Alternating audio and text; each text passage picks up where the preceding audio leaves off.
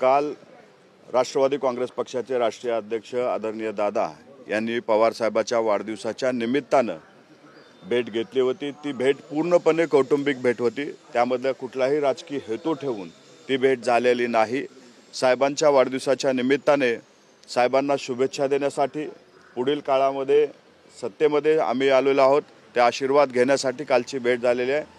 कालच्या भेटीमुळे कुठलेही राजकीय तर्कवितर्क काढू नये, कारण ती पूर्णपणे कौटुंबिक भेट होती। परंतु काही लोकांचं आजही त्या राष्ट्रवादीमध्ये काम करणारे पदाधिकारी असतील किंवा या राष्ट्रवादीमध्ये काम करणारे पदाधिकारी असतील, या दोन्हीही पदाधिकाऱ्यांच्या मनामध्ये कुठेतरी भावना आहेत की दोन्ही राष्ट्रवादीने एकत्र यावं।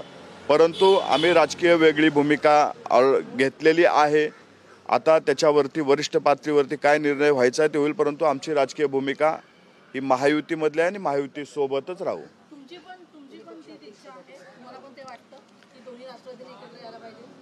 नाही, महाराष्ट्राच्या विकासासाठी अजितदादांच्या नेतृत्वाखाली जे लोक राष्ट्रवादीमध्ये येऊ इच्छित आहेत त्या लोकांचं आम्ही स्वागतच नक्की करू, कारण या ठिकाणी आल्याच्या नंतर अजितदादांच्या नेतृत्वामध्ये त्यांना काम करावं लागेल। महाराष्ट्राच्या विकासासाठी आपल्याला सोबत यावं लागेल आणि जे येतील त्या सर्वांचं आम्ही नक्की स्वागत करू।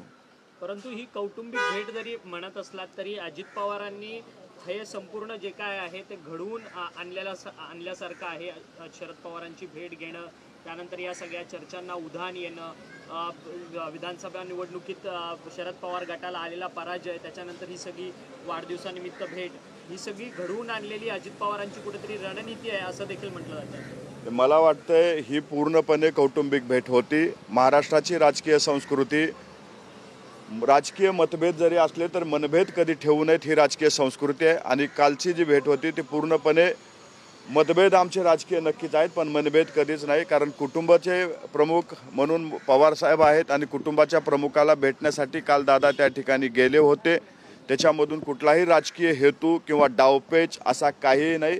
अजितदादाने पूर्णपणे कालची भेट ही कौटुंबिक भेट घेतलेली आहे। काही लोकांना असं वाटतंय की अजितदादांची भेट म्हणजे पुढचे एक डावपेच रणनीती असू शकते, परंतु तसं काही नसून ती पूर्णपणे कौटुंबिक भेट होती। संजय राऊतांनी आज एक दावा केलेला आहे की केंद्रीय मंत्रिपदी जर प्रफुल्ल पटेल यांची वर्णी लागायची असेल तर भाजपकडनं राष्ट्रवादीच्या अजित पवार आणि प्रफुल्ल पटेल यांना सांगण्यात आले की शरद पवारांचे 5 खासदार फोडा म्हणून। संजय राऊतांनी आतापर्यंत केलेले दावे जर काढले तर त्याचा एक नवीन इतिहास होईल। असे दावे रोज संजय राऊत करत असतात आणि रोज तोंडावर पडत असतात, त्याच्यामुळं अशा कुठल्याही दाव्याला आम्ही फारसं महत्त्व देत नाही।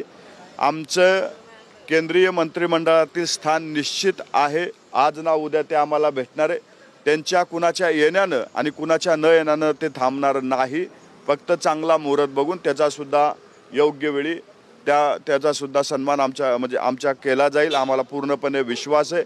परंतु संजय राऊत रोज एक नवीन भाकितं करून स्वतःच तोंडावर पडण्याचा एक नवा विश्वविक्रम या महाराष्ट्रामध्ये करतील, हा विश्वाससुद्धा आम्हाला त्याने रोज करत असलेल्या भाकितावर आहे। संजय राऊत असं देखील म्हणतात की या मंत्रिमंडळाच्या विस्तारामध्ये अनेकांना धक्का लागणार आहे, त्यामुळे रुग्णवाहिकेची व्यवस्था जी आहे ती करून ठेवावी, कारण की अनेक बदल जे अनपेक्षित बदल आहेत ते या सगळ्या मंत्रिमंडळामध्ये दिसतील।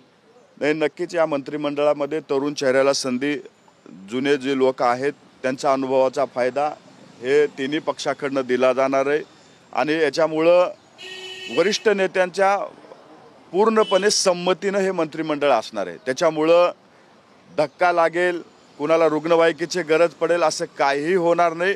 कदाचित आम्ही दिलेलं मंत्रिमंडळ पाहून संजय राऊताला धक्का लावेल आणि त्यांनी ज्यावेळेस आमचं मंत्रिमंडळ स्थापन होईल त्यांनी त्यांचं लोकेशन सांगावं, जेणेकरून आम्हाला रुग्णवाहिका तिथं जवळ स्थानबद्ध करता येतील।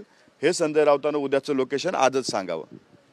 सर, राष्ट्रवादी शरद पवार गटामध्ये आता सध्या चर्चा सुरू आहे आणि असं देखील म्हटलं जात आहे की काही जे नेते आहेत ते असं पवार साहेबांना सांगतायत की एनडीए मध्ये जा आणि काही जण सांगतात की आपण अजित पवारांबरोबर जाऊया। हे तथ्य आहे का?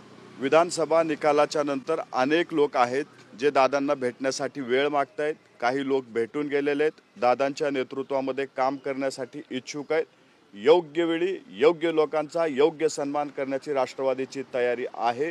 पुढच्या काळामध्ये अनेक लोक आपल्याला दादांच्या नेतृत्वात दिसतील। कुणाचा मतप्रवाह काय आहे कुणाची योग्यता काय आहे हे पाहून राष्ट्रवादीमध्ये त्यांचा प्रवेश नक्की दिला जाईल.